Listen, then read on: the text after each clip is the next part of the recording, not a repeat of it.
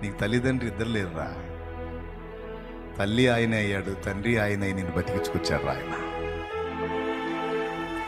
మీకోసం నాకు తోడై ఉన్నాడు. తల్లిదండ్రులు ఉన్నోళ్ళ పిల్లలు సామాన్యులాగుంటే, తల్లిదండ్రి ఇద్దరు లేని అనాథలుగా ఉన్న మిమ్మల్ని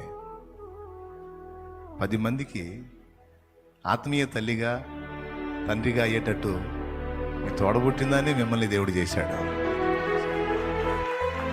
తల్లిదండ్రులు ఇద్దరున్న వాళ్ళకి సేవ చేసే భాగ్యం దక్కలేదు, కానీ మీకు ఎవరు లేరు.